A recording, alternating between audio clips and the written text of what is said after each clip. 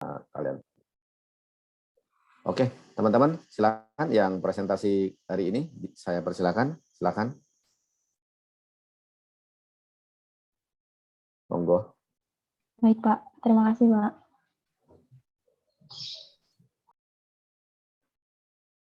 Insya Allah hadir semua ya, Mas, ya saya ya. Siapa hadir semua, Pak? Saya anggap hadir semua. Udah.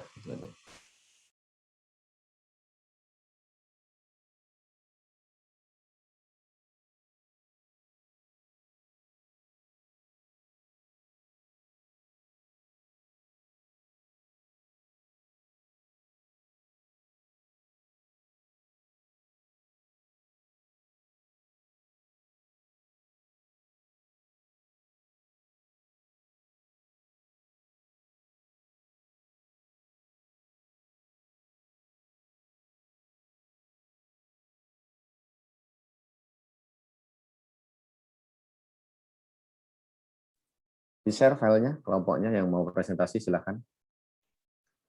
Mbak Anissa, jadikan saya host, Mbak Anissa. Baik, Pak.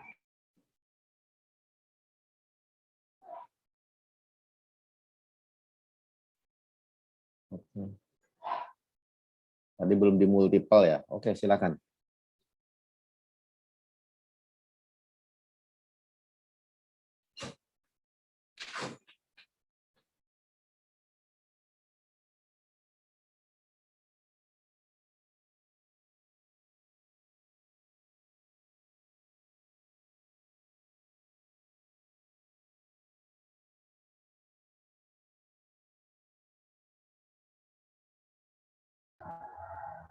Izin mempresentasikan, teman-teman.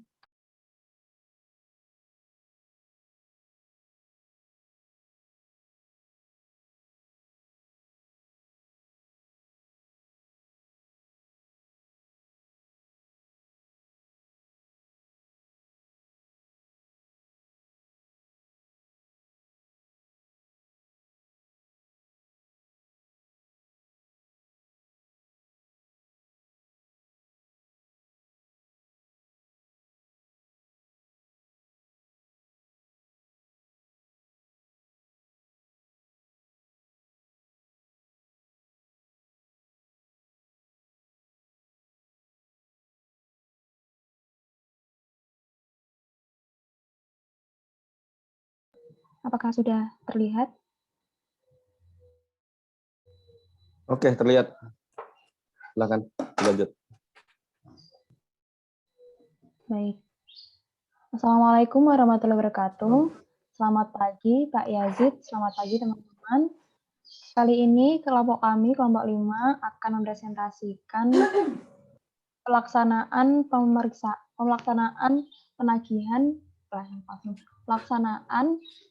pemeriksaan dan pembuktian. Nah, kelompok kami terdiri dari 5 anggota, yaitu Ataya, Dede, saya sendiri, Hafid, dan Nabil. Oke, kita masuk ke sesi yang pertama, yaitu pengertian, pemeriksaan, dan pembuktian.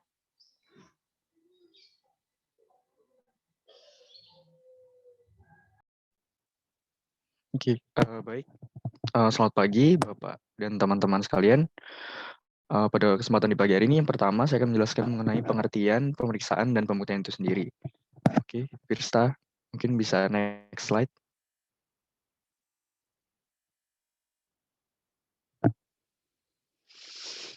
Yang pertama mengenai pemeriksaan di pengadilan pajak. Apabila persiapan di persidangan telah dilakukan, maka proses penyelesaian sengketa pajak pun dimulai dijalankan di persidangan pengadilan pajak. Proses persidangan di pengadilan pajak akan dilakukan dengan menggunakan pemeriksaan acara biasa atau menggunakan pemeriksaan acara cepat. Pemeriksaan acara biasa dilakukan oleh hakim majelis yang terdiri dari hakim ketua, hakim anggota, dan panitera. Dalam persidangan ini dihadiri juga oleh terbanding dan pemohon banding atau kuasa hukumnya. Untuk pemeriksaan acara cepat dilakukan oleh majelis atau hakim tunggal. Persidangan dihadiri oleh terbanding, pemohon banding, atau penggugat, atau kuasa hukumnya. Oke, slide berikutnya.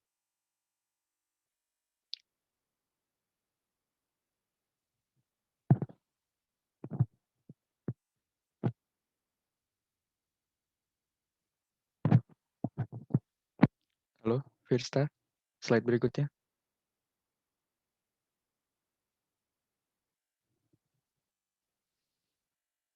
Kemudian untuk pengertian dari pembuktian, yaitu secara yuridis, pembuktian berarti memberi dasar-dasar yang cukup kepada hakim yang memeriksa perkara yang bersangkutan guna memberi kepastian tentang kebenaran peristiwa yang diajukan. Lalu pengadilan pajak sendiri menganut prinsip pembuktian bebas, di mana majelis atau hakim tunggal sedapat mungkin mengusahakan bukti berupa surat atau tulisan sebelum menggunakan alat bukti lain. Alat bukti dalam proses persidangan di pengadilan pajak dapat berupa surat atau tulisan, keterangan ahli, keterangan para saksi, pengakuan para pihak dan atau pengetahuan hakim. Selanjutnya, berikutnya adalah dasar hukum pemeriksaan dan pembuktian. Oke, next. Ada beberapa, yang pertama adalah yang akan kita bahas adalah mengenai dasar hukum pemeriksaan acara cepat. Jadi pemeriksaan acara cepat ini dasar hukumnya ada pada UU Nomor 14 Tahun 2002, mulai dari pasal 65, 66, 67 dan pasal 68. Di pasal 66 sendiri itu dibahas mengenai salah satunya adalah pemeriksaan acara cepat dilakukan terhadap salah satunya sengketa pajak tertentu. Nah, sengketa pajak tertentu yang dimaksud adalah sengketa pajak yang banding atau gugatannya tidak memenuhi ketentuan sebagaimana dimaksud pada pasal 35 ayat 1 dan 2, pasal 36 ayat 1 dan 4, pasal 37 ayat 1, pasal 40 ayat 1 dan atau ayat 6. Nah, pasal 35 pasal 35, 36, 37 dan 40 tersebut membahas mengenai banding dan juga gugatan, mengenai syarat-syarat dan pelaksanaannya. Oke. Selanjutnya, untuk pemeriksaan acara biasa, dasar hukumnya juga terdapat pada Undang-Undang Nomor 14 Tahun 2002 tentang Pengadilan Pajak, yaitu dalam pasal 49 sampai dengan pasal 64. Berikutnya, untuk pembuktian sendiri, dasar hukumnya diatur dalam pasal 69 sampai dengan pasal 76 Undang-Undang Nomor 14 Tahun 2002 tentang Pengadilan Pajak, yang mana pasal 69 mengatur mengenai jenis alat bukti, kemudian pasal 70 mengatur mengenai surat atau tulisan, pasal 71 dan 72 mengatur mengenai keterangan ahli, pasal 73 mengatur mengenai keterangan saksi, pasal 74 mengenai penarikan pengakuan dari para pihak, pasal 75 mengenai pengetahuan hakim, pasal 76 mengenai hakim menentukan apa yang harus dibuktikan. Untuk lebih jelasnya mengenai uh, pemeriksaan dengan acara cepat dan acara biasa serta pembuktian akan dijelaskan oleh teman-teman saya. Terima kasih.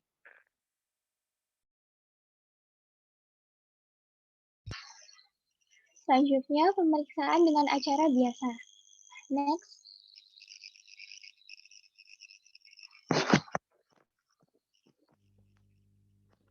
Pemeriksaan dengan acara biasa ini dilakukan oleh majelis hakim yang terdiri dari hakim ketua, hakim anggota, panitera, terbanding, dan pemohon banding bila diperlukan.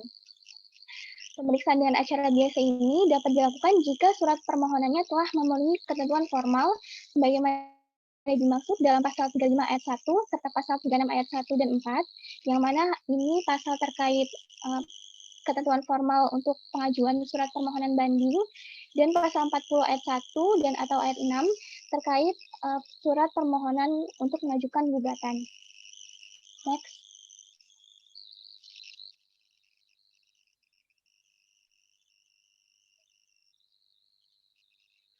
Selanjutnya,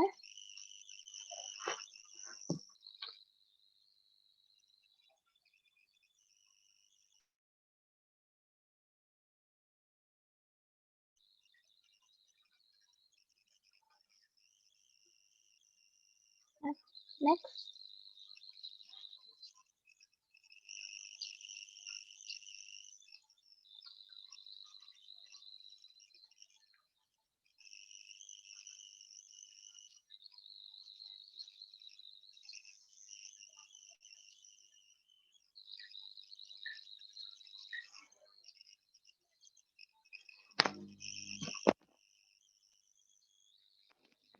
Sebelumnya, Fir.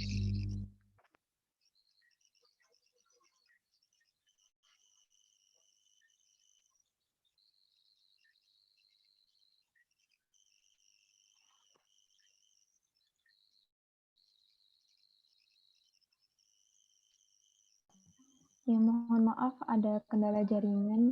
Jadi Yuk. saya izin presentasi lagi. Silakan, Mbak. Ada anggota kelompok lain yang punya backup-nya kalau memang terpaksa.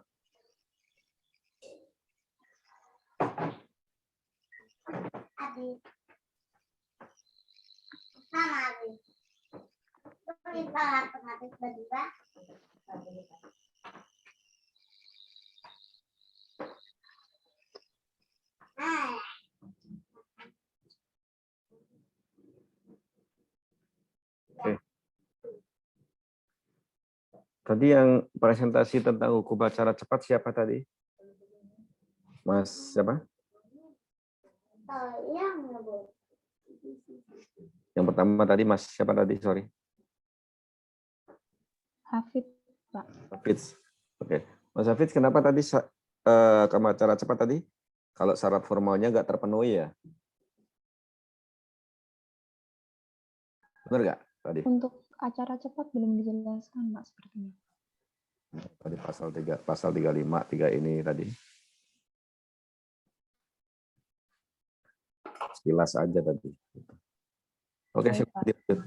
Coba pelan-pelan slide-nya tadi, slide nomor berapa tadi? Yang pasal-pasal acara cepat.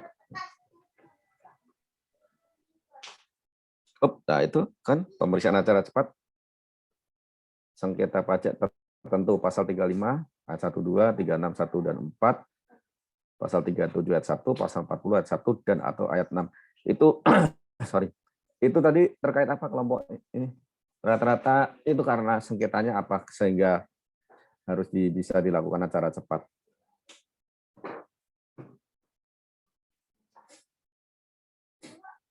Karena syarat formal yang tercantum dalam pasal 35, 36, 37, 40 itu tidak terpenuhi. Oke. Nanti ini buat kalian semua ya.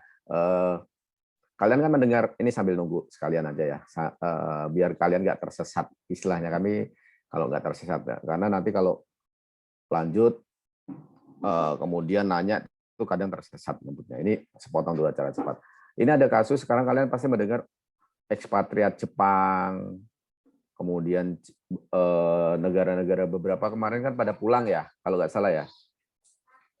Jepang, Vietnam, Malaysia atau apa kan pada pulang ke negaranya kan, pengusaha-pengusaha yang dari luar negeri itu. Dengar nggak kalian beritanya? Kalian ngikutin nggak sih pada waktu pandemi begini COVID? Ya Pak. Kalau kami dari sebagai konsultan pajak atau kuasa pajak itu sangat ngikutin sekali. Karena nanti kalau kami beracara itu butuh surat kuasa, itu harus tanda tangan mereka. Ya enggak? Nah, itu begitu mereka pada pulang kan repot. Ya enggak? Tanda tangannya pasti susah. Nah, masalahnya adalah bagaimana jika akhirnya surat kuasa itu tanda tangan capnya itu cap stempel. Ya. Cap stempel. Jadi kadang misalkan orangnya karena buru-buru sekali sidang besok. Pengajuan permohonan banding terakhir besok nih misalnya. Ada kasus kayak gini nih. Kelompok berapa ini, sorry? Halo, ini kelompok berapa ya? Kelompok 3 ya? Kelompok 5, Pak. Kelompok 5. Misalkan besok harus dimohon bandingnya dimasuki nih. Kelompok 5 silakan menjawab, kemudian nanti dilanjutkan ke kelompok lain untuk ini. Karena nanti kalau yang lainnya kalian bisa baca slide ya. Ternyata BOD-nya tuh sudah di Jepang sana tuh. Gara-gara pada pulang yang berita ini. Nanti kalian cari deh beberapa pengusaha dari luar negeri itu pada pulang kemarin. Jepang, Vietnam, Malaysia pada pulang. Nah, akhirnya nggak ditandatanganin surat kuasanya. Mau ditandatanganin oleh direktur, juga direkturnya pada pulang ke Jepang sana atau negaranya masing-masing. Sehingga ditandatanganin dengan cap basah. Kan ada itu tanda tangan digital kan, ya nggak? Scan, kemudian distempel. Oke. Oleh majelis hakim, kira-kira itu diterima apa tidak sebagai permohonan. Kan di sini kan masalahnya acara cepat tuh. Kalau tidak diterima secara formal, otomatis permohonan banding itu kan cacat hukum tuh. Ya enggak? Karena Anda mengajukan Januari, itu sidang tuh paling cepat bulan Juli, 6 bulan. Ya enggak? Begitu ngajukan, itu nanti oleh hakim atau panitera akan dikirim ke kantor pajak untuk dimintakan surat tanggapan atas kita permohonan banding kita. Nanti oleh kantor pajak akan dikirim tanggapan, dikirim ke pengadilan pajak ganti akan kirim ke kita, konsultan atau kuasa hukum. Kemudian kita akan bikin namanya SUB, kirim ke kantor pengadilan pajak. Nah, dari situ nanti pengadilan pajak akan meneliti nih. Nah, ternyata pada waktu akhirnya kami membuat surat kuasa atau surat permohonan yang ditandatangani BOD, ternyata tanda tangannya cap basah. Walaupun ada stempel perusahaan. Ya. Akhirnya oleh kantor pajak dianggap ini cacat formal, pengaduannya tidak benar, tidak tepat karena memakai tanda tangan cap basah. Akhirnya kami tanggapin dong. Kita tidak bisa menandatangani ini dengan bukti bahwa yang bersangkutan sedang di sana sehingga tidak bisa waktunya mepet, bla bla bla, COVID, bla bla bla bla, segala macam lah. Walau nanti ada beberapa saya sampaikan bukti-bukti pengadilan juga tuh, Mbak. Akhirnya pengadilan, menurut Anda pengadilan akan memutuskan ini formalnya cacat atau tidak? Karena kalau cacat, otomatis sidang acara cepat. Kalau nggak cacat, nanti acara biasa. Nah, kalau kalian membaca pasal 35, 36, 37, pasal 40 itu, kalian kelompok 3 silakan dibuka undang-undangnya, undang-undang pengadilan pajak sekarang silakan pasal 35, 36, 37 itu, pasal-pasal itu apakah ya ada yang memuat klausul kayak gitu? Silakan. Dan kelompok 3 silakan berpendapat. 5 berpendapat menurut Anda ini cacat hukum apa enggak sehingga harus acara cepat. Alasannya apa? Kalau ini enggak cacat hukum, alasannya apa? Silakan. Biar kita enggak tersesat teman-teman. Pelan-pelan. Habis itu nanti acara biasa. Silakan. Ini udah bagus nih slide-nya, ada penambahan tentang pasal. Jadi teman-teman yang enggak suka buka pasal nanti dilihat pasalnya. Coba buka undang-undangnya saja, Mbak. Undang-undang pengadilan pajak. Nanti dilanjutkan slide berikutnya.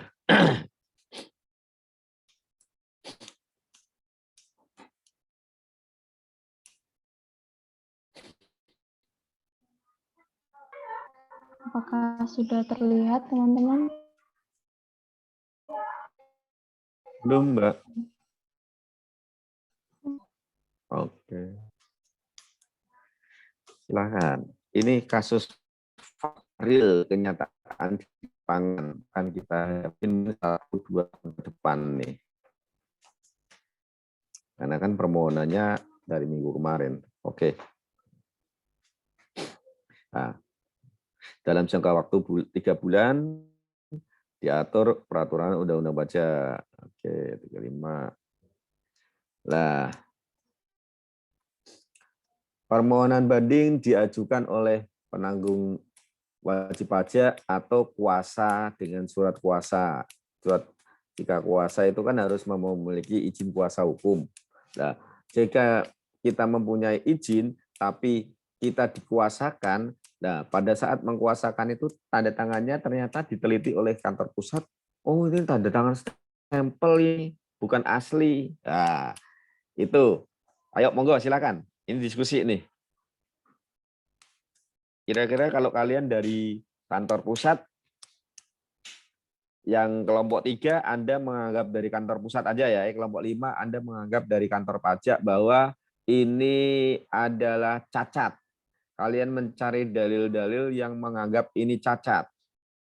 Silakan berpikir ini tidak cacat. Ya, Anda silakan googling, silakan apa hari ini juga. Kelompok 5 Anda sebagai terbanding, menurut Anda, pasti Anda kan menilai formal nih, oh ini cacat nih, buktinya ini nih. Kelompok yang lain ada? Kelompok yang lain silakan berpendapat. Ini nggak cacat. Silakan nanti yang ini biar kita buka forum aja. Biasanya yang out of the box Mas AB ada ide. Ini cacat. Menurut Anda nggak cacat? Alasannya apa Mas AB? Ahmad Bukhari ada. Pak. Oke. Anda sebagai kuasa hukum, Anda nggak menganggap surat yang dikuasakan ke Anda itu tidak cacat. Alasannya apa menurut Anda kira-kira?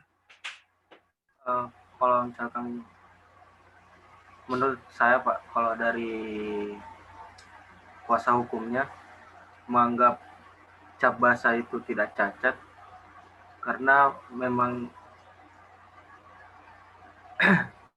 secara kondisi tidak memungkinkan untuk dilakukan tanda tangan secara mandiri oleh direkturnya sendiri. Nah, kemudian hal itu sudah diketahui dan cap itu memang adalah cap resmi dari perusahaan. Jadi menurut saya itu mungkin jadi alasan bagi kuasa hukum menganggap bahwa hal itu sudah sah.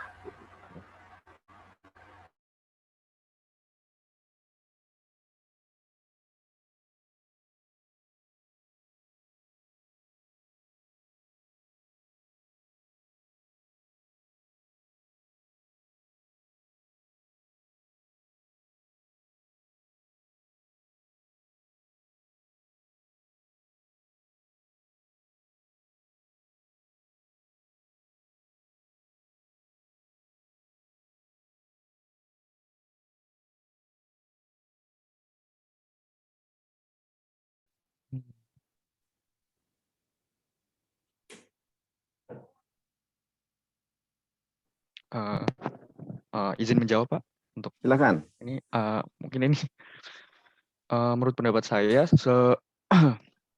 menggunakan stempel untuk menggantikan tanda tangan itu dapat dianggap cacat karena secara hukum si tergugat yang mengajukan itu harus membuktikan kalau memang stempel itu merupakan pengganti yang sah dari tanda tangan atau tanda tangan dari si penggugat tersebut. Jadi tidak ada hubungannya dengan jangka waktu yang mengikat, yaitu 3 bulan itu sendiri selama pengajuan. Jadi menurut saya ya seperti itu. Jadi tanda tangan itu memang harus memiliki kekuatan yang kuat atau harus dibuktikan gitu secara sah kalau itu memang merupakan pengganti dari tanda tangan si penggugat. Jadi apabila terlepas dari keadaan pandemi itu sendiri, ketika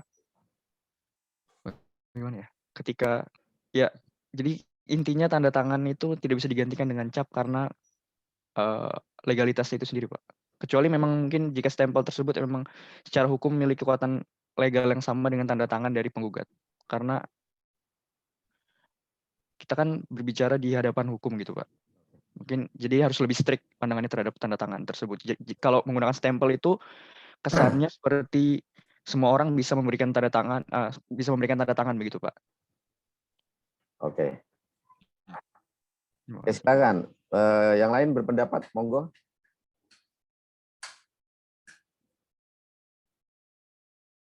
Mas Iqbal, kira-kira Mas Iqbal kalau dari kuasa hukum, Anda dikasih kuasa nih, tapi ternyata kuasanya tanda tangan cap basah nih Mas Iqbal.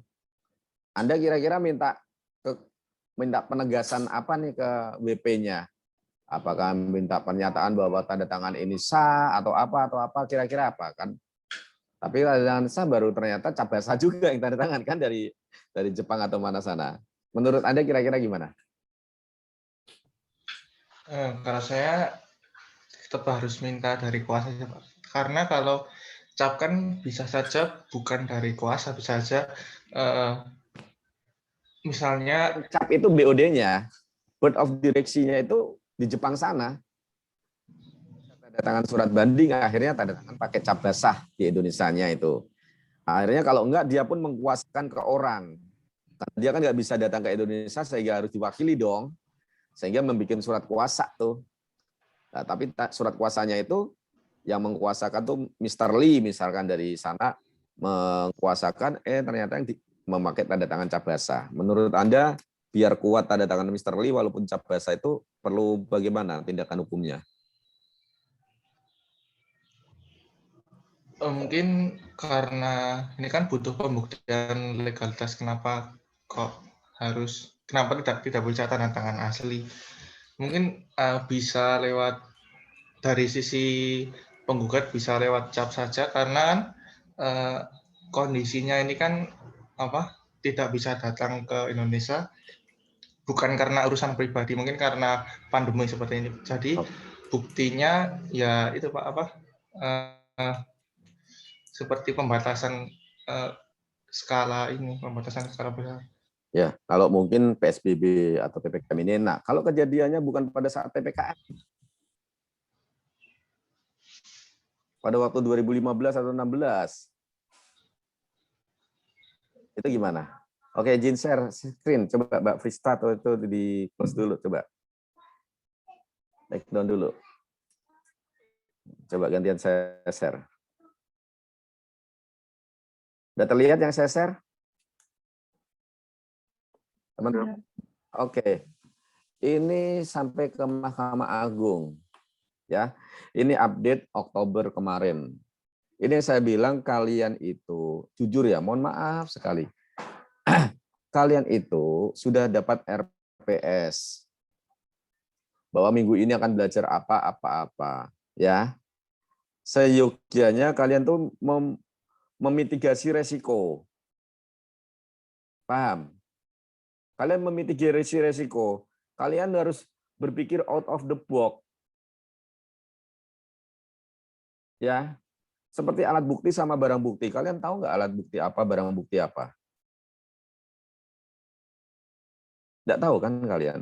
Itu kalian kenapa? Itu saya bilang, kemarin Bu Sri Mulyani pada waktu di Natalis PKN STAN kan meminta sekali PKN STAN berpikir lebih, orang dari luar negeri sudah sampai wisata ke luar angkasa bla bla bla. Kan yang ngikutin di Natalis kemarin dengerin itu kan kalian? Ya nggak? Bu Sri Mulyani bilang itu. Kalau nggak ikutin Twitter PKN STAN, saya juga ngikutin. Bu Sri Mulyani meminta kalian tugas kalian hanya 3 kata Bu Sri Mulyani kan apa? Belajar, dan belajar, titik. Apalagi nanti adik kelas junior kalian yang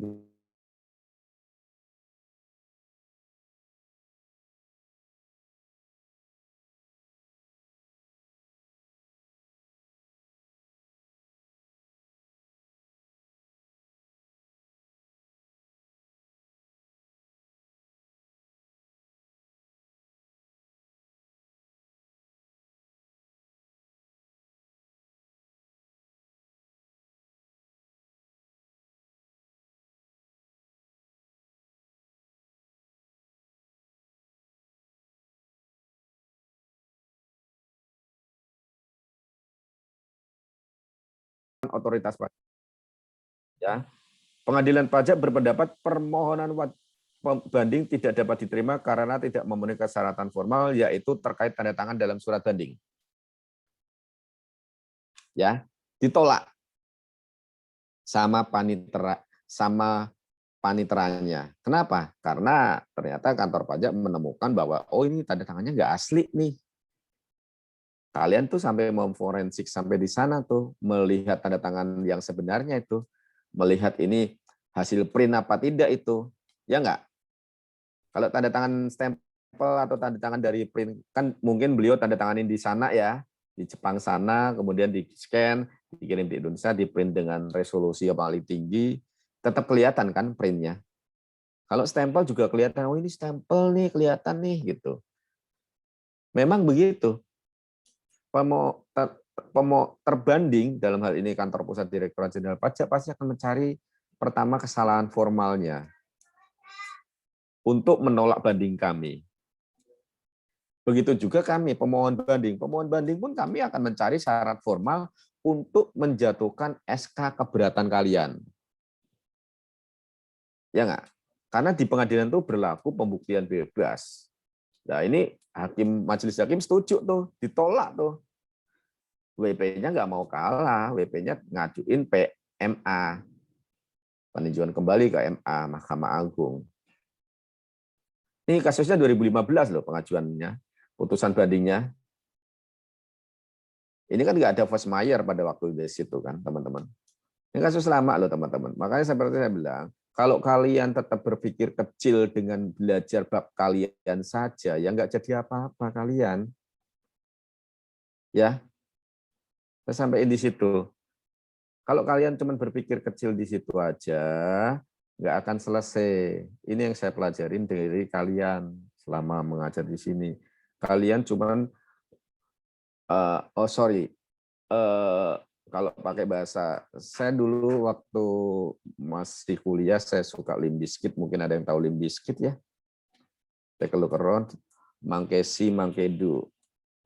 Mangkesi, Mangkedu. Monyet lihat, monyet lakukan. Udah. Janganlah begitu ya. Jangan kayak gitu. Ada kalimat dalam liriknya mereka Mangkesi, Mangkedu. Monyet melihat, monyet lakukan. Jangan. Kita bukan monyet, kita bukan ini.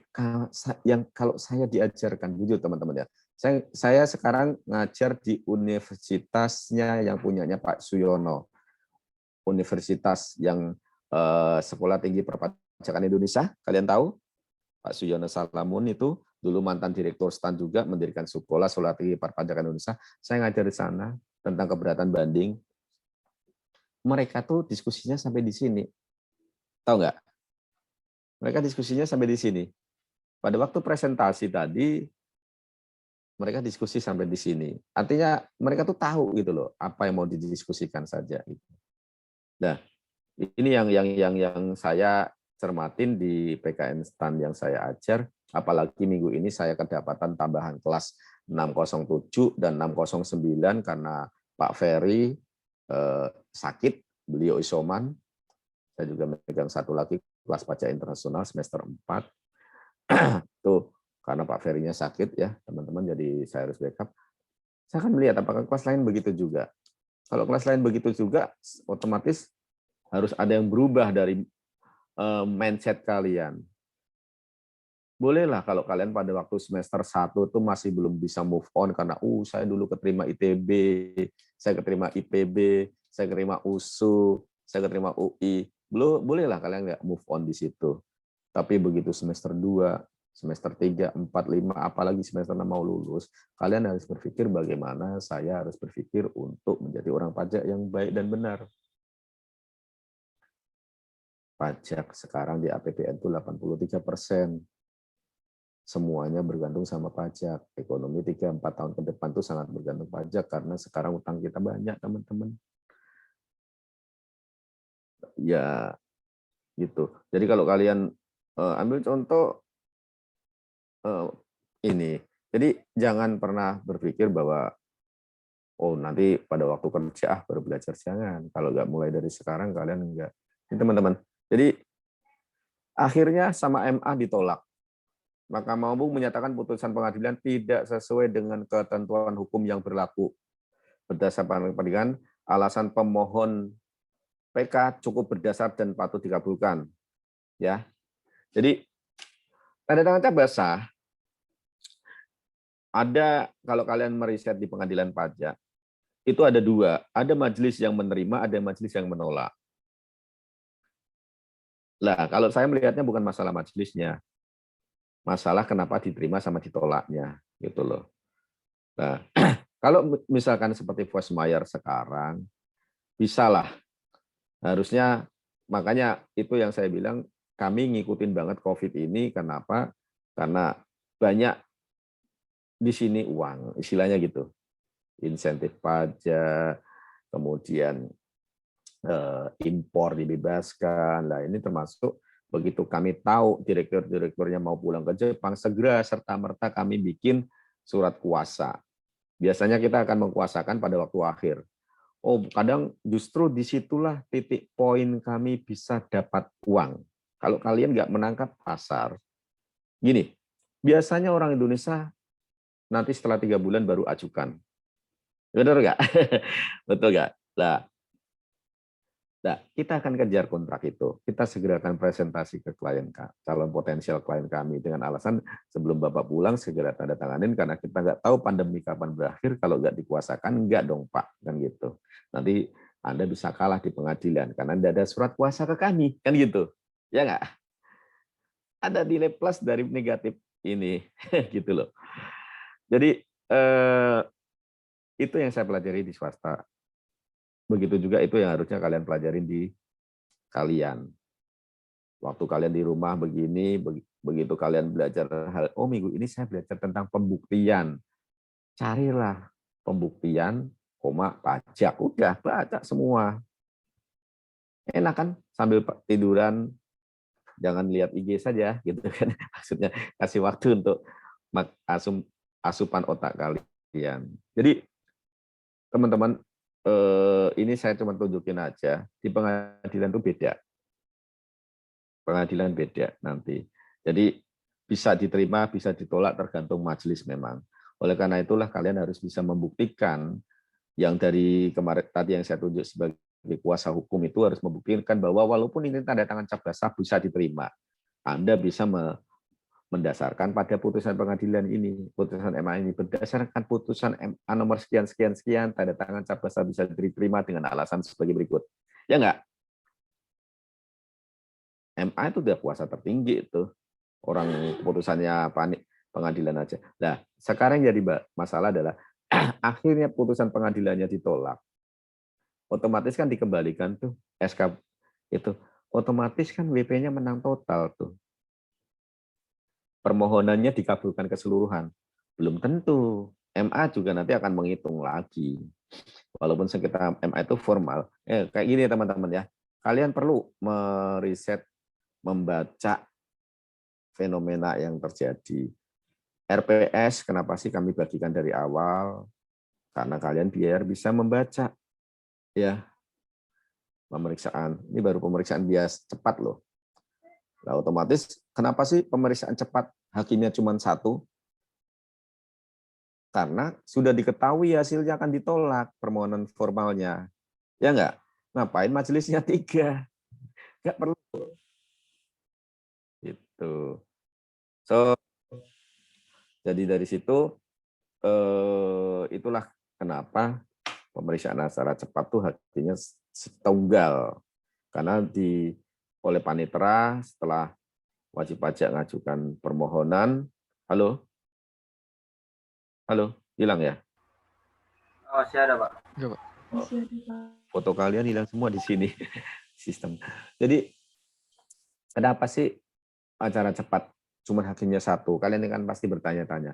Iya, karena kalau kata ngajukan Januari, sidang paling cepat itu Juli, 6 bulan.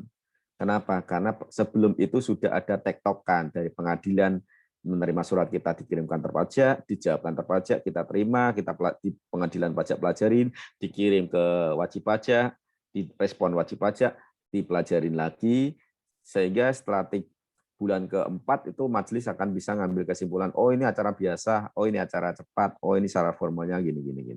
Jadi hakim itu sudah bekerja sebelum sidang dimulai. Paham nggak? Sebelum sidang terbukanya dimulai.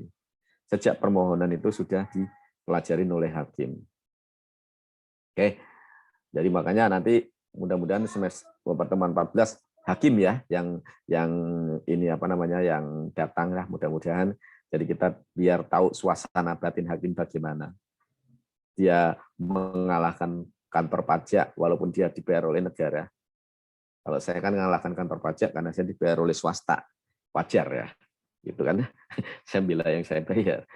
Yang bayar saya. Kalau hakim itu kan bagaimana suasana batinnya. Kemarin yang saya minta tolong dong Mas Anang aja yang datang karena Mas Anang kan notabene mantan pajak, mantan pusdiklat. Itu teman-teman. Oke. Jadi itu silakan Mbak Fis. Mbak siapa? Vista atau siapa tadi? Dipresentakan lagi. Dilanjutkan tadi presentasinya. Jadi kayak gitu teman-teman. Fenomena-fenomena itu kalian jangan sampai nanti pada waktu kita kasih soal, kenapa pemeriksaan acara cepat hakimnya tunggal? Kalian menjawabnya gimana kira-kira? Itu loh, fenomena-fenomena itu perlu kalian tangkap ya. Pertanyaannya nanti aneh-aneh loh ini loh. Pengadilan tuh nanti soal pengadilan ini jujur saya kasih pertanyaan yang unik-unik. Gitu. Monggo silakan. Lanjutin. Baik, terima kasih Pak. Untuk selanjutnya, mungkin bisa Dede kembali bergabung untuk menjelaskan terkait slide ke-12. Maaf, slide yang sebelumnya. Oke. Baik, izin melanjutkan Pak. Untuk keperluan pemeriksaan, Hakim Ketua membuka sidang dan menyatakan terbuka untuk umum. Beberapa hal yang harus diperhatikan dalam pemeriksaan acara biasa, yaitu untuk Hakim Ketua, Hakim Anggota, dan Panitera wajib mengundurkan diri dari suatu persidangan apabila terikat hubungan keluarga saudara atau semenda sampai derajat ketiga atau hubungan suami istri meskipun telah bercerai dengan salah seorang hakim atau panitera pada majelis yang sama atau dengan pemohon banding atau penggugat atau kuasa hukum.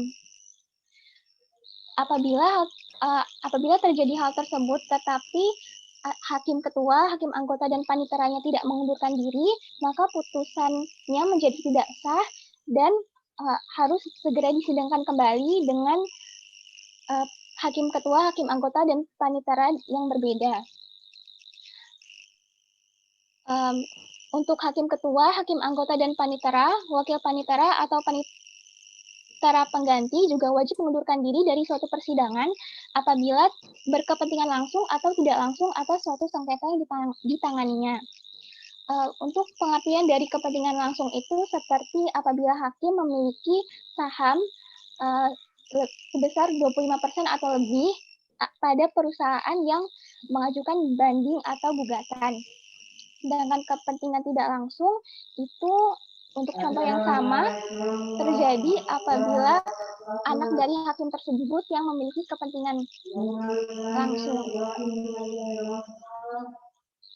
Nah, apabila Hakim Ketua, Hakim Anggota, dan Panitera tersebut tidak mengundurkan diri, apabila terjadi hal tersebut, maka putusannya menjadi tidak sah, kecuali apabila diketahuinya setelah lewat 1 tahun, maka putusannya tetap sah.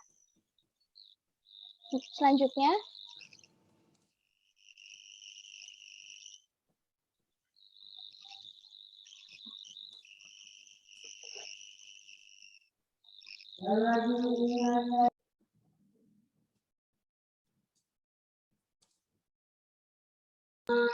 beberapa hal terkait saksi. Yang pertama, atas permintaan salah satu pihak yang bersengketa atau karena jabatan, hakim dapat memerintahkan saksi untuk hadir dan didengar keterangannya dalam persidangan. Yang kedua, saksi tersebut wajib datang dan tidak diwakilkan. Apabila saksi tidak datang tanpa alasan yang jelas, maka hakim ketua dapat meminta bantuan polisi untuk membawa saksi ke persidangan.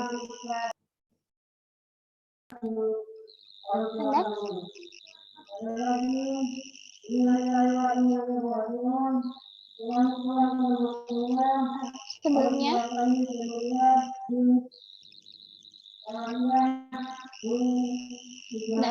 ada beberapa orang yang tidak boleh didengar keterangannya sebagai saksi. Yang pertama, keluarga sedarah atau semenda menurut garis keturunan lurus ke atas atau ke bawah sampai derajat ketiga dari salah satu pihak yang bersengketa.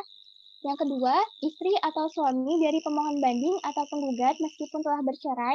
Yang ketiga, anak yang belum berusia 17 tahun. Dan yang keempat, orang yang sakit ingatan. Next.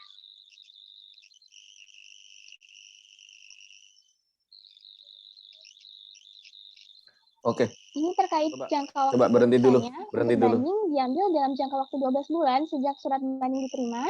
Untuk gugatan diambil dalam jangka waktu 6 bulan sejak surat gugatan diterima. Dan dalam hal-hal khusus, jangka waktu tersebut dapat diperpanjang paling lama 3 bulan.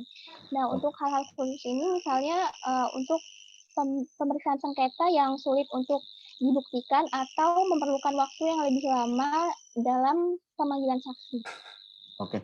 Coba next. Berhenti dulu Mbak, please. Izin share gantian saya. Kita tentang evidence yang alat bukti. Jadi udah tahu apa itu barang bukti, apa itu alat bukti? Ya. Alat bukti apa? Barang bukti apa? Jadi barang bukti itu semua, misal ini kita bicara pidana ya. Misalkan ada tindak pidana dalam rumah pembunuhan, barang bukti itu semua yang ada di dalam rumah itu. Karena ada memungkinkan itu suatu ketika menjadi alat bukti. Yang bisa dibawa ke pengadilan hanya alat bukti. Kan kita belum tahu tuh pembunuhannya pakai pisau yang mana. Misalkan pembunuhan pakai pisau ya. Nah, kita belum tahu pisau yang mana tuh barang. Akhirnya pisaunya semuanya diambil semuanya sebagai barang bukti. Nanti akan di forensik, pisau yang mana sih yang dipakai buat nusuk, ada percikan darah atau bla bla, itu baru jadi alat bukti akhirnya pisau itu. Jadi gitu, barang bukti lebih luas daripada alat bukti. Begitu juga pada waktu SPT pajak. Barang buktinya SPT-nya, fisiknya SPT-nya itu. Tetapi begitu SPT-nya itu ada tanda tangannya, jadi Anda bisa copy kan segala macam copy, tapi ada tanda tangannya itu menjadi alat bukti. Nah, sekarang masalahnya, Pak, bagaimana kalau SPT-nya fotokopian? Ya enggak? Kan ini nggak sah dong, Pak, bisa jadi. Itulah kenapa di pengadilan ada istilah pematerean kemudian. Kalian belajar biaya materai kan? Biaya materai itu bukan cuma tempel 10.000, tempel 10.000, enggak. Itu enggak. Kami akan bawa itu SPT, kami akan bawa itu faktur pajak, kami akan bawa misalkan kita ada sengketa terkait misalkan pembayaran jasa, itu kita akan bawa bukti-bukti itu ke pengadilan pajak. Untuk dia apa? Ke kantor pos. Untuk apa? Untuk distempel materai, pematerean kemudian. Kenapa? Kan Anda tahu, materai itu kan punya kekuatan hukum. Ya enggak? Kita kuatkan dia dengan itu. Karena kalau enggak, begitu ke pengadilan, itu enggak diterima sebagai alat bukti, teman-teman, SPT itu. Faktur pajak itu juga enggak. Jadi, kalau Anda perhatiin di kantor pos tuh, kenapa sih sampai sekarang kantor pos seakan-akan orang bisa SMS, WA, segala macam? Ya enggak? Bisa email, kok kantor pos masih ada? Karena ada barang pos di sana, terutama materai yang bisa hidup. Semua acara pengadilan itu barang pos diperlukan untuk stempel materai.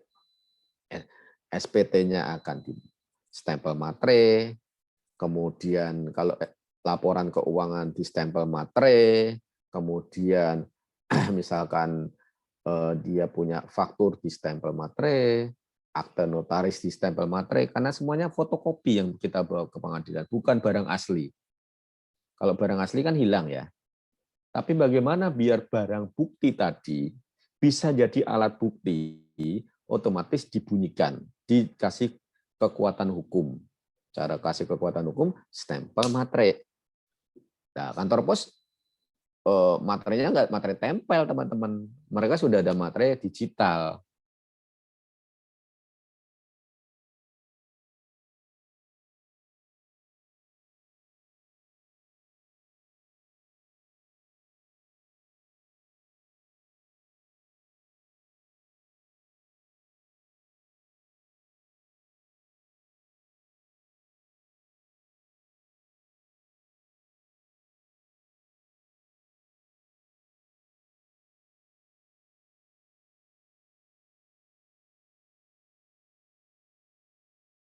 Bukti. Itulah dibilang minimal 2 alat bukti.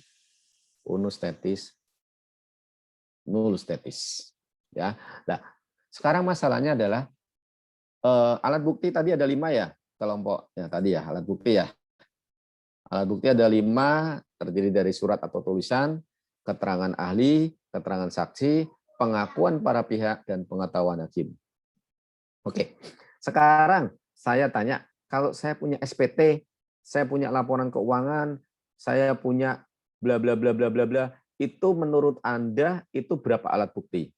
Surat saya punya SPT, saya punya laporan keuangan, saya punya faktur pajak, saya punya misalkan bukti invoice dan lain sebagainya. Menurut Anda itu berapa alat bukti? Halo? Ada yang bisa menjawab kira-kira berapa tadi? SPT, laporan keuangan, kemudian SPT-nya misalkan ada 3 tahun tuh, kan komparatif 3 tahun, laporan keuangan 3 tahun, ada TP-Doc juga, master file, local file, bla bla bla. Itu menurut Anda berapa alat bukti? Saya izin menjawab, Pak. Ya, silakan. Menurut saya 1 alat bukti. Karena 1. itu cuma surat atau tulisan aja. Iya. Ya, itu benar. Itu hanya 1 alat bukti. Kalau kalian ingat pada waktu dulu kasus di ini pemilu, waktu Pak Prabowo melawan Jokowi di KPPU dulu, sidang melawan KPPU kan mereka, itu kan buktinya bertonton apa bukti recap kan, ya nggak? Itu cuma 1, walaupun bertruk-truk itu cuma 1, ya, cuma 1 teman-teman, ya 1 kategorinya 1, jadi nggak ada gunanya banyak-banyak. Yang penting kita bisa membuktikan terstruktur dan sistematis, nah, itu yang susah. Nah, sekarang ahli dan saksi. Saksi bisa jadi kalau saya punya SPT, saya punya laporan keuangan, akhirnya saya datangkan pembuat laporan keuangan saya ke pengadilan pajak. Ya, misalkan diaudit oleh Mr. A. Mr. A saya bawa nih. Karena dia buatkan SPT. Menurut Anda ini bisa jadi saksi, ahli, atau saksi dan ahli? Kami panggil dia sebagai konsultan pajak, atau dari kantor pajak manggil ini, kapasitas dia sebagai apa? Saksi atau ahli? Atau saksi dan ahli? Kan laporan keuangan diaudit Mr. A nih. Kantor pajak manggil Mr. A. Kira-kira kantor pajak akan manggil sebagai ahli, saksi, atau ahli dan saksi. Begitu juga kalau kami manggil nih. Kan nanti misalkan menyatakan bahwa laporan keuangan kita sudah benar secara PSAK. Kapasitasnya beliau sebagai apa nih? Saksi atau ahli? Nah, itu. Saksi kan yang melihat, mendengar, dan merasakan juga kan? Itu. Silakan. Kira-kira ahli apa saksi? Kalau menurut saya jadi saksi, Pak. Jadi saksi? Iya. Apa? Karena dia yang berhubungan dengan bagian yang dilakukannya dia yang buat SPT-nya, dia yang buat laporan keuangannya. Beda kalau ahli mungkin didatangkannya dari luar gitu, Pak. Misal dari praktisi laporan keuangan atau dari dosen gitu, Pak, dari yang ahlinya memang ahli dari luar gitu, Pak. Oke. Siapa nih yang bicara tadi? Mas Robert ya? Iya, Pak. Oke, Mas Robert, terima kasih. Jadi sebagai saksi Mas Robert ya, karena dia yang bikinkan laporan SPT, bikinkan laporan keuangannya Mas Robert ya. Iya, yang berhubungan langsung Pak dengan itu. Oke. Ada yang berpendapat lain? Mungkin dia dipanggil ahli, atau bisa nggak dia dipanggil sebagai saksi sekaligus ahli? Izin menjawab, Pak. Kalau menurut saya, namanya? Iren, Pak. Mbak Iren. Ya, Pak. Kalau menurut saya itu dia dipanggil sebagai saksi karena dia membunyikan surat atau tulisan itu. Terus juga setahu saya kalau dia udah dipanggil sebagai saksi dia nggak boleh lagi dipanggil sebagai ahli.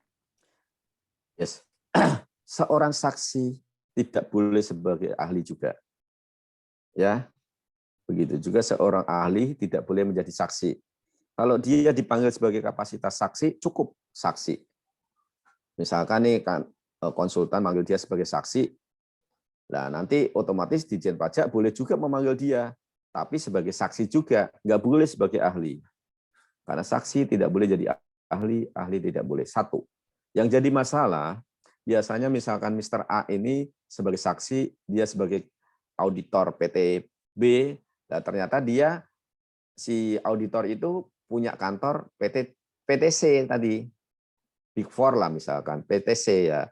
Nah, ternyata oleh wajib pajak, selain memanggil Mr. A di kantor itu sebagai saksi, dia manggil partner lain di kantor audit tadi, Mr. D misalnya, sebagai ahli. Boleh nggak kira-kira? Kalau Anda sebagai saya nih, oh WP ku di audit sama si A nih, kantornya D nih, ya kantor PTD kan. Oh PTD ada punya auditor lain nggak? Ada. Ya udah saya minta tolong auditor lain saya jadiin ahli. Sehingga memenangkan saya dong, menguatkan saksi saya dong, kan gitu ya. Menurut Anda boleh apa tidak? Kalau nggak boleh alasannya apa? Silahkan. Harusnya begitu ya teman-teman ya diskusinya. Ya nggak? Kalau kalian cuma baca buku aja selesai itu. Kira-kira boleh nggak? Ayo. Boleh nggak dia ahli itu berasal dari kantor yang sama dengan saksi? Silakan yang belum ini atau yang merasa kemarin nilainya agak kurang, itu waktunya Anda show me your name untuk memperbaiki nilai. Kira-kira boleh nggak? Jangan yang itu-itu aja yang bersuara. Kalian nanti harus berani bersuara loh teman-teman. Even kalian di TPT, tempat pelayanan terpadu, tempat yang pertama menerima wajib pajak, kalian tuh harus bisa bicara. WP bawa SPT, kalian bisa terima, habis itu bisa ajarkan, Pak, Bu, ke depannya bisa kok lapor pakai online, ini gitu kan. Kalian bisa nyampein, ngajarkan. Apalagi kalian jadi AR. Harus berani speak up kalian. Monggo. Ardi, ada pendapat kira-kira boleh nggak ahli berasal dari kantor yang sama dengan saksi? Silakan Mas Ardi atau siapa? Izin berpendapat. Oh ya. Ya.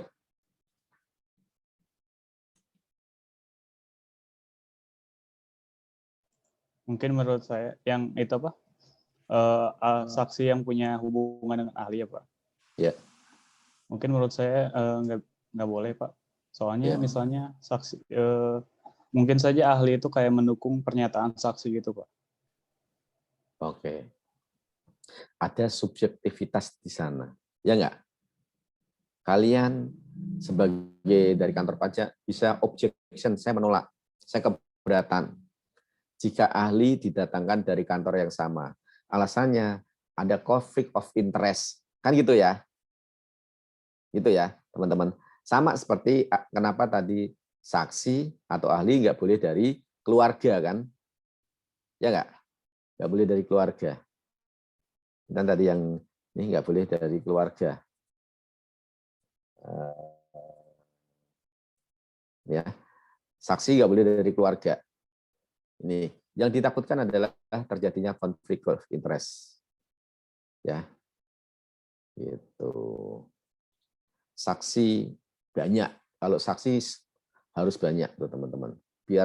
Tapi harus keterkaitan. Kita bisa saling menguatkan satu sama lain. Sayang kalian kuliahnya online. Saya nggak bisa simulasikan di ruang kelas ya. Kalau bisa simulasi. Izin bertanya Pak. Monggo silakan.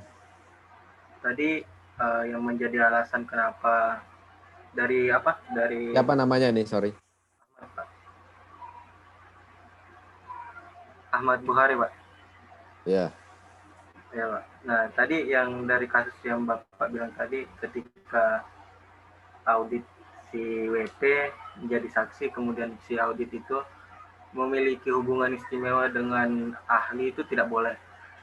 Nah, dari saya yang baca di pasal itu, yang tidak boleh memiliki hubungan istimewa itu antara terdakwa atau WP sendiri dengan saksi atau dengan ahli. Nah, jadi menurut saya boleh sih Pak kalau gitu, karena dari segi dari segi kapasitas auditornya sendiri kita harus melihat juga. Jadi kemungkinan auditornya juga bukan sebagai pegawai resmi kita juga harus melihat seperti itu. Menurut saya gitu, Pak. Oke, Mas. Kalau terjadi saya datangkan ahli, saksinya Mr. A dari PTD, kemudian saya datangkan ahli Mr. D dari PTD, itu kesempatan dari terbanding ataupun majelis untuk menolak ahli yang saya datangkan itu besar. Ya. Kesempatannya besar. Ya. Karena memang hubungan istimewa itu seperti yang tadi saya ungkapkan benar. Cuman kadang ada sesuatu yang berlaku umum, ya. Ini adiom dalam hukum ya. Sesuatu yang berlaku umum itu kadang tidak perlu nih, keadaan yang telah diketahui umum tidak perlu dibuktikan lagi tentang ini. Itu ada klausul seperti itu, seperti contohnya bahwa kalau ahli yang didatangkan dari kantor yang sama dengan saksi itu pasti kemungkinan secara probabilitas konflik interest-nya kan gede. Saya boleh dong dari terbanding dari kantor pajak memohon ke majelis bahwa tidak boleh ahli yang itu. Nah, kenapa? Karena ahli itu nanti harus bisa menjelaskan berdasarkan kapasitasnya dia. Nah, kalau kapasitasnya dia sebagai auditor, ada kok yang menaungin. Kita sama-sama minta ke IAI. Saya sampaikan gitu kan, Ikatan Akuntan Publik Indonesia, ya nggak? Kita minta sana aja, menyurat ke sana. Sehingga nanti sana yang akan menugaskan. Karena bisa jadi dua-dua pihak datangkan ahli kan, ya nggak? Anda kalau lihat sidang itu kan gitu, yang satu datangkan saksi, satu ahli. Nah, akhirnya kita harus nyari dong lembaga mana sih yang menaungin ahli tersebut yang paling kuat. IAI, misalkan terkait kalau auditor. Nah, itu kalau auditor enak ada ininya. Kalau yang jadi masalah misalkan kalau untuk ahli terkait misalkan sawit misalkan, kita bisa minta ahli sawit itu misalkan dari mana? Oh, dari IPB misalkan, atau Fakultas Kehutanan dari ini itu paling mendekatin. Ya. Paling mendekatin yang paling bisa diterima kedua belah pihak. Kalau salah satu objection ya, salah satu objection tidak setuju atas hal itu dan dia bisa membuat hakim yakin ya, itu keyakinan hakim itu yang paling kuat. Kalau saya sebagai konsultan atau kuasa hukum, saya akan membuat yang pertama adalah membuat hakim yakin dengan kita bahwa kita bertindak secara fair, tetapi tetap akan mengarah ke klien kami. Nah, kalau saya memakai auditor yang dari kantor yang sama, itu fair ya ahli. Tetapi apakah itu fair? Nanti hakim pasti, Anda sebagai hakim rasanya udah jelas kan? Wah ini ya bisa aja dia bicara gini kan gitu. Kita kan butuh pengetahuan hakim, keyakinan hakim. Karena semua pihak itu berusaha meyakinkan hakim. Ya. Jangan sampai kalian beracara mau entah terlepas kalian sebagai kantor pusat nanti membawa ahli yang condong ke Anda. Misalnya di IA itu banyak mantan anak STAN. Mantan anak STAN banyak yang sudah keluar bergabung ke Ikatan Akuntan Publik itu banyak, CPA, CA segala macam dengan title-titlenya itu. Misalkan datangkan itu banyak. Cuman otomatis majelis akan apakah majelis akan baca, akan ditanya Anda ini itu akan ditanya di mana Anda mendapatkan gelar akuntan Anda. Oh, saya mendapatkan pada waktu saya kuliah di 4 STAN. Oke, berarti setelah kuliah itu Anda kerja di mana? Hakim kan akan nanya-nanya itu kan, ya nggak? Nah, itu pada saat itu yang repot. Anda meyakinkan hakim susah. Kalau hakim sudah, ini pemohon banding atau terbanding kayaknya bawa ahli yang condong ke dia nih, gitu loh. Pertama, kita harus mencari orang sebagai ahli yang betul-betul nanti pada waktu acara di sidang itu betul-betul clean, ya. Tergantung caranya kita. Kan hakim nggak tahu pergaulan kita di luar, kan? Ya nggak? Tetapi hakim akan tahu dari CV ahli itu yang kecondongannya di mana itu. Oke, walaupun mereka tetap nanti akan disumpah di atas dengan Al-Qur'an atau Bible-nya mereka gitu, dengan kitab suci mereka. Tapi tadi Mas Habib memang hubungan istimewanya itu terkait tersangka atau apa itu memang iya kayak gitu. Cuman kita upayakan semaksimal mungkin jangan sampai ahli ada kepentingan konflik of interest. Itu bisa ditolak. Ya, kita upayakan rugi Anda bawa.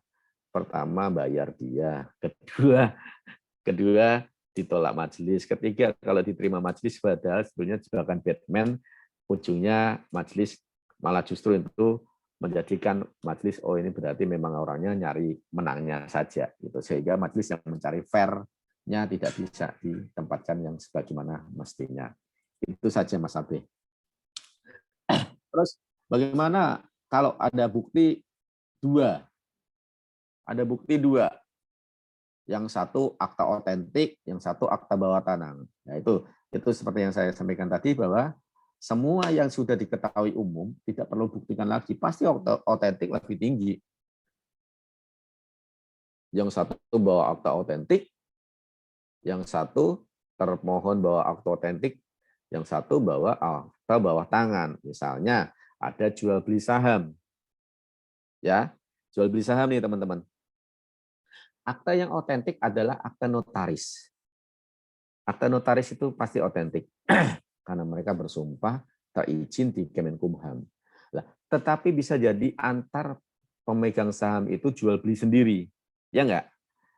Misalkan awalnya kalau kalian membaca akta notaris itu kan misalkan pemegang saham PTA adalah Mr. C dan Mr. D dengan kepemilikan saham 50 dan 50, ya. Nah, besoknya Mr. C mengklaim enggak, bukan itu, ini ada akte bawah tangan, kami jual beli di bawah tangan, kan gitu, enggak berlaku gitu loh, ya, karena kedudukannya lebih tinggi akta otentik gitu. Jadi kesalahan dia sendiri kenapa jual belinya pada waktu itu bawah tangan. Jadi ada yang urut-urutannya sendiri. Makanya kan kita selalu upayakan kalau pada waktu pengadilan, kita upayakan adalah KTP. Kalau BOD, kita upayakan adalah paspor dan kitas. Ya, itu kita upayakan. Jangan sampai Anda menjadi saksi membawanya SIM. Karena yang identitas pasti udah makan KTP. Majelis pasti akan minta, ada KTP apa enggak? Gitu. Karena kadang majelis itu aneh, Mas Ahmad Bukhari. Pada waktu sidang itu tiba-tiba nanya, ini direkturnya di mana? Oh, direkturnya ini Pak. Loh, yang mengajukan kan direktur. Oh iya Pak, tapi sudah dikuasakan. Oke, saya pengen tanya direkturnya, betul nggak dia mengkuasakan? Gitu. Oh, nggak ada Pak. Oke, kalau gitu ditunda 3 minggu lagi. Tok. Aduh, 3 minggu lagi kita datangkan direktur gitu. Itu kita acara itu kita harus kita pelajari betul tuh. Makanya biasanya pada waktu sidang pertama, karena pengalaman kami udah bawa direktur tuh. Betul, Anda mengenal ini sebagai ini. Betul, Anda mengkuasakan ini. Anda tahu hak-hak Anda. Akan ditanya majelis. Walaupun sudah ada suratnya, Mas. Ya, makanya itulah sasal saya pada waktu PPKM ini kalian nggak bisa merapat ke pengadilan pajak, nggak bisa lihat suasana sidang, teman-teman ya. Karena walaupun ini dua SKS saja, sebetulnya ini sangat penting buat kalian malah. Karena ini adalah upaya terakhir kantor pajak untuk menahan segala bentuk ketetapan dia yang untuk di-challenge di pengadilan pajak. Itu. Oke. Terus tadi tentang Mas Ahmad Bukhari nanti bisa diskusikan, Anda share itu filenya, kita nanti bisa diskusikan, silahkan. Oke. Kembali ke tadi, lagi tentang Bukti sudah tentang bukti pengakuan. Ya, ada andunum juga bahwa pengakuan tidak boleh dipisah-pisahkan. Ya, pengakuan tidak boleh dipisah-pisahkan. Yang jadi masalah adalah kadang kalau Anda lihat sidang pidana itu kan ada saya mencabut BA saya, kan gitu ya. Ya enggak? Mencabut BA-nya. Mencabut BA, mencabut pengakuan saya pada waktu di polisi gitu. Nah, itu di bukti pengakuan nilai kekuatannya mengikat. Itu nggak bisa. Pengakuan di depan sidang tidak dapat dicabut kembali. Pencabutan bisa bila yang bersangkutan membuktikan pengakuan itu merupakan akibat khilaf. Nah, khilaf tentang hal-hal yang terjadi dengan alasan yang kuat dan dapat diterima oleh hakim. Misalnya nih, kita kantor pusat, kantor pajak manggil saksi nih, atau saksi, akhirnya ditanya-tanyain, akhirnya dia ngaku bahwa oh iya saya melakukan ini atas perintah, kan gitu. Nah, itu bukti pengakuan akhirnya akan terus sebagai bukti pengakuan lah. Minggu depannya dia datang lagi tuh, kita panggil. Oh enggak Pak, dulu saya enggak dalam perintah, itu memang pekerjaan saya begini. Alasannya apa? Lah, oke, kenapa kamu menyatakan itu alasan pekerjaanmu? Oh, dia harus membawa SOP-nya. Ya enggak? Bawa SOP-nya, bawa flowchart pekerjaannya. Nah, itu bisa. Karena kadang pada waktu sidang itu pertanyaan mendadak itu betul-betul nggak bisa diantisipasi. Makanya kalau sidang itu seru, saya bilang. Seru sekali sidang itu. Karena kita, kalau kalian suka nonton film-film yang sidang-sidang luar negeri, Ally McBeal atau apa zaman saya dulu ya, Ally McBeal atau apa, itu kita selalu bersimulasi dulu. Simulasi dulu, saksi kita panggil, bla bla bla kita panggil gitu, teman-teman. So, terkait ini, pemeriksaan acara cepat, acara biasa itu suatu hal yang biasa. Yang paling penting adalah evidence atau pembuktian, ya.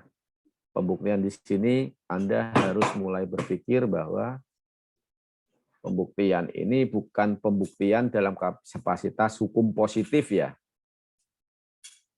Dan Anda harus mensimulasikan sidang sehingga Anda bisa mendapatkan keyakinan hakim. Karena ujungnya nanti hakim yang memutuskan. Itu yang repot. Pengetahuan hakim. Anda bisa bayangkan, untung sekarang Pak Anang sudah jadi di pengadilan pajak sama Bang siapa lupa namanya, transfer pricing tuh. Hakim kita itu dulu tua-tua, international tax-nya kurang, transfer pricing kurang. Sehingga kalau ada kasus transfer pricing, pernah saya bawa ke sini nggak kemarin pada waktu pertemuan-pertemuan pertama bahwa kita sengketa transfer pricing banyak kalah di pengadilan pajak. Nah, nanti saya tunjukkan ya, kita menang tuh cuma 1% dari sengketa yang diajukan. Nanti saya tunjukkan hasil minggu depan ya mungkin ya. Saya tunjukkan dari Direktorat Keberatan Banding bagaimana kantor pajak kemenangannya di pengadilan pajak itu nggak sampai 5-10% rata-rata. Itu artinya apa? Ada yang kurang dari kantor pajak. Ada yang kurang dari teman-teman yang pemeriksaan. Karena jika bakal sengketa dispute, itu disengketa pemeriksaan. Ya enggak? Nah, sengketa pemeriksaan. Padahal udah jelas di situ tertulis dasar hukum, tidak nulis dasar hukum. Pada waktu nulis dasar hukum, tidak lengkap. Anda nulis undang-undang KUP begitu aja, kalau pas di sidang kami bawa itu undang-undang KUP yang mana? Kan kami tanya gitu. Itu bisa. Makanya kemarin pada waktu KTTA itu, yang KTTA dengan saya selalu bilang, misalkan undang-undang nomor sekian, sebagaimana telah diubah terakhir dengan undang-undang sekian nomor sekian, terus untuk selanjutnya disebut undang-undang KUP. Kan gitu ya? Ya enggak? Gitu. Nah, jangan malas menulis kalau di pemeriksaan. Jadi nanti kalau ada soal pemeriksaan Anda, dan ternyata ini dasar hukum, tolong ditulis yang baik ya teman-teman ya. Kan ini kan kuliah kalian nyambung dengan pemeriksaan. Kalian nanti sebagai pemeriksa atau kalian pun sebagai AR. Ambil contoh Anda menetapkan AR itu STP nih misalkan. Terlambat lapor. WP-nya, SPT-nya Anda terima nih. Oh, terlambat lapor nih, kan ada STP 1 tahun 1 juta kan. WP-nya Anda nerima, Anda nggak ngecek, oh dikirim pos misalkan. Kan gitu ya, ya nggak? Atau sudah, oh pada waktu itu tanggal merah bayarnya, berarti kan mundur, kan gitu. Yang sering terjadi tuh kayak gitu Mas, Mbak. Yang sering terjadi kayak gitu. Anda dari kantor pajak, sering terjadi masalah tanggal, dan tanggal. Kedua, dasar hukum. Kami di luar lebih sering meriset. Karena kerjaan kami, kalau nggak ada kerjaan, kami selalu meriset putusan-putusan pengadilan. Gitu. Karena ambil contoh, satu kontrak di luar itu bisa untuk memberikan fee junior setahun, itu bisa jadi. Nah, kalau kita punya junior associate 3 aja, kita punya 3 kontrak, kan udah tenang, kita junior kita udah dapat gaji nih, tinggal nyari kontrak lain buat aku kan gitu. Jadi tenang, jadi kita acara nggak usah banyak-banyak. Kalau kalian di kantor pajak kan pegangannya banyak, pusing jadinya. Makanya saya nggak mau, pusing udah, capek saya. Jadi itu Mas Ahmad Bukhari dan teman-teman, Mas Adi dan juga teman-teman, tolong pesan saya ke kalian terkait alat bukti ini ya, pelajarin betul, pegang betul, dan bawa betul ini ke pemeriksaan. Ini relevan dengan pemeriksaan. Misalkan pemeriksaan itu pemeriksaan Anda akan kuat jika Anda punya 2 alat bukti yang cukup. Contoh, alat buktinya bahwa faktur pajaknya fiktif. Berarti kan Anda menemukan faktur pajak tersebut secara tulis tangan, toh, ya enggak? Nah, bagaimana biar fakturnya itu nyata, padahal itu fotokopi atau apa? Anda panggil yang tanda tangan itu, ya enggak? Direkturnya Anda panggil untuk menanyakan apakah benar faktur pajak ini Anda yang tanda tanganin, apakah benar Anda yang menerbitkan faktur pajak ini, apakah bla bla bla. Akhirnya timbul pengakuan sehingga faktur pajak tadi, surat tadi sah. Yang jadi masalah, kalian punya faktur pajak tapi nggak ada pernyataannya. Udah gitu faktur pajaknya fotokopi. Istilah hukum adalah Anda nggak membunyikan surat tersebut, nggak membunyikan faktur tersebut. Ambil contoh, pada waktu saya di Makassar kemarin, alhamdulillah 3 bulan bisa dapatkan 60 miliar, saya dapatkan 3 laporan keuangan. Satu perusahaan. Saya panggil itu direkturnya, apakah ini laporan keuangan Anda? Ya. Oke, saya panggil lagi akhirnya. Akhirnya saya panggil saksi, yaitu yang buat laporan keuangan tersebut. Apakah Anda pernah disuruh oleh PT ini membuat laporan keuangan? Ya, tanda tangan. Sehingga 3 laporan keuangan tadi kuat, teman-teman. Surat ada, saksi ada. Oke, sekarang tinggal 1 nih. Kita cari tambahan nih, sehingga nanti kuat. Keterangan ahli. Kita panggil IAI. IAI, yang audit ini betul nggak anggotamu? Ya. Audit ini ngelaporin SPT ini nggak? Ngelaporin laporan keuangan ini nggak? Ya. Oke, dapat. Panggil lagi saksi yang lain. Pada waktu itu salah satu laporan keuangan yang untung dia taruh di bank. Kita panggil pimpinan bank tersebut. Enak, teman-teman.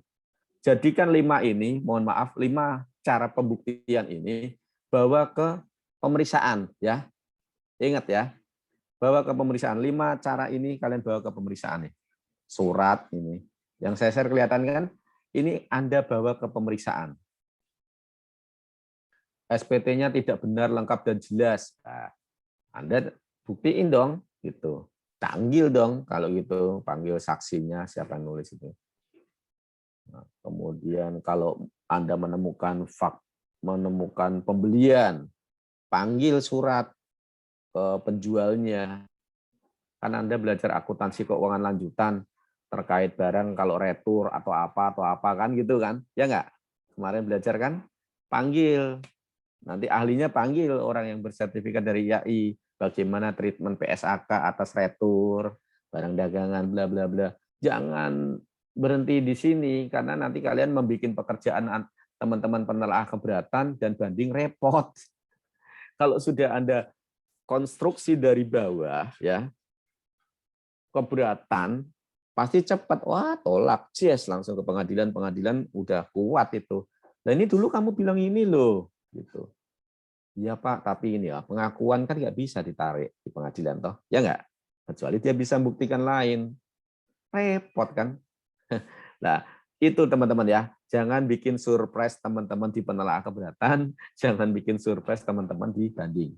Satu saran saya untuk kemenangan kalian kalau nanti, karena yang kalian pelajarin 2 SKS ini sebetulnya yang akan jadi marwah DJP di luar. Marwah DJP di luar. Kalau pemeriksaan ada sengketa, WP marah, itu hanya mereka menganggap kesewenang-wenangan. DJP sewenang-wenang, DJP memakai kewenangannya dia saja, makanya menang. Tapi kalau Anda menang di pengadilan pajak atau di MA, itu marwah di DJP ada. Harga dirinya ada. Ya enggak? Harga dirinya ada. Makanya di kantor pajak itu, di pemeriksaan itu berlaku suatu ini adalah prove them wrong. Buktikan mereka salah. Ya, jangan sangka mereka salah, tapi buktikan mereka salah. Prove them wrong. Sehingga nanti kalau sampai pengadilan pajak kuat. Kalau kalian mudah-mudahan pada waktu bekerja sebagai pemeriksa pajak atau apapun nanti dapat supervisor atau ketua tim yang pengalaman, mudah-mudahan ya enak. Itu diskusinya enak gitu teman-teman ya. Oke, itu aja yang bisa saya sampaikan tambahannya. Kelas.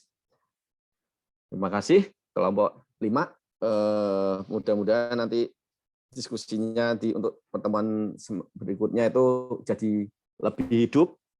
Kalian udah tahu materinya kan? Sub E dan F. Mudah-mudahan kalian belajar.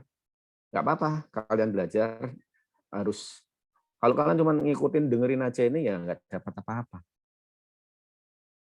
Mahal. Kalau bayar saya sekarang mahal sebetulnya. Kalau saya di luar seminar 1 jam 1,5 juta. Saya ngajar Anda berapa jam? Hampir 1,5 jam itu udah itu. Itu. Tapi ya itu tadi maksud saya tolong biar hidup teman-teman. Saran saya walaupun agak terakhir, cuma nanti kita simulasikanlah di kalau pertemuan 14 tidak ada, nanti saya coba akan bikin skema soal kayak tadi, pembuktian. Ambil contoh kayak tadi lah, yang cap basah tadi, nanti saya akan simulasikan. Ada kelompok sebagai majelis, ada kelompok yang sebagai pemohon banding, ada kelompok sebagai terbanding ya. Mudah-mudahan waktunya cukup. Kalian cari bukti segala macamnya. Nanti kalian akan beracara gitu. Karena mudah-mudahan kalau enggak ada ya dari seminar itu. Kalau ada, manfaatkan betul sebagai hakim, tanya beliau bagaimana beliau memutuskan suatu perkara, kemenangan untuk DJP atau kemudian untuk konsultan pajak bagaimana, kenapa sih Anda nggak condong konsultan pajak atau kenapa nggak condong ini misalkan gitu. Itu.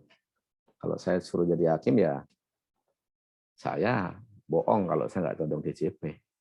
Walaupun demi Tuhan Yang Maha Esa saya tetap akan condong DJP lah pasti. Karena saya di luar pun sekarang alhamdulillah masih tetap condong DJP. Gitu. Tidak ada yang saya bantu WP tanpa membayar. Walaupun sedikit tetap membayar. Saya akan cari solusi untuk dua-dua pihak dapat untung semuanya, tetapi tidak merugikan iklim ini. Karena kalau kalian belajar pemeriksaan, pasti dosen kalian akan selalu bilang, ambil telurnya, jangan bunuh ayamnya kan? Sekarang yang berlaku teman-teman, ambil telurnya, jangan sampai ayamnya terbang ke kandang lain. Akan sedih kita. Ayamnya itu bertelur di negara lain. Investor-investor tadi bertelur di negara lain. Itu aja. Oke, terima kasih. Nanti saya bagikan slide tambahan tadi dari saya. Tolong kalian lebih pelajarin lagi dan mulai belajar lagi, mulai dari RPS itu kalian pelajarin dan kalian meriset, mencari itu karena kami untuk semester ini soalnya lebih banyak studi kasus di pengadilan pajak dan kalian makin banyak kalian yang memasukin otak kalian ya. Ini kalian akan menuangkannya dengan enak nantinya insya Allah. Kalau pada waktu pengadilan banyak ini makin panjang jawaban makin kami terima. Gitu. Makin panjang jawaban makin kami terima. Gitu. Oke. Terima kasih. Monggo ada yang mau ditanyakan lagi masih saya dan teman-temannya silakan. Pak izin bertanya Pak. Monggo Mas. Berarti kelompok 5 ini lanjut minggu depan presentasinya atau gimana Pak? Sudah cukup lah. Sudah cukup ya, Mas. Tidak apa-apa. Nanti share-nya dibagi. Kan hampir sama nanti. Kelompok 6 berikutnya ya, tolong. Kelompok 6 berarti terkait ini ya, pendokumentasian ya. Ya enggak? Putusan dan pendokumentasian. Jangan sampai pendokumentasian jadi kebakaran kayak Kejaksaan Agung sama Badan POM. Heran saya. Lagi ada kasus langsung kebakaran loh. Kenapa ya Indonesia kayak gitu? I don't know. Hanya saya masih ikutin grup penyidik pajak. Saya masih ikut grup dengan Reskrim. Saya masih ikut grup dengan Mega Mendung yang tempat kami pelatihan. Cuma ngakak aja kami. Hahaha. Udah gitu aja. Rata-rata gitu aja. Indonesia. Welcome to Indonesia. Mohon maaf. Inilah kenyataan negara kalian. Ya, kapan sembuhnya kita pandemi kalau kayak gini. Oke, terima kasih. Masih saya untuk kelompok 5, enggak apa-apa. Insya Allah tadi udah sampai alat bukti itu udah mau selesai juga kan insya Allah. Minggu depan kelompok 6 saya harap slide-nya mungkin nggak usah terlalu panjang, cukup ini aja. Nanti akan kita potong biar kita nggak tersesat jauh. Sekali bahasan sekali-sekali. Oke, terima kasih. Masih saya. Kalau ada yang bertanya lagi silakan. Ada bertanya silakan. Kalau enggak ada, kita tutup karena saya juga mau belajar lagi.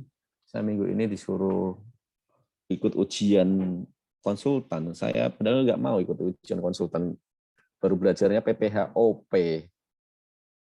Potput. Saya nggak pernah meriksa PPHOP. Saya belajar PPHOP sekarang. Pusing PTKP. Oke, thank you. Silakan lanjut Mas. Saya ditutup kelasnya. Baik semuanya, untuk menutup perkuliahan pada pagi hari ini, baiknya agar ilmu yang dari dapat bermanfaat bagi kita semua. Doa dimulai.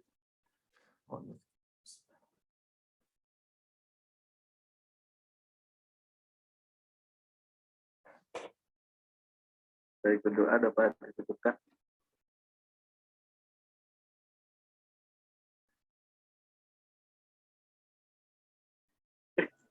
Live dulu, Kak.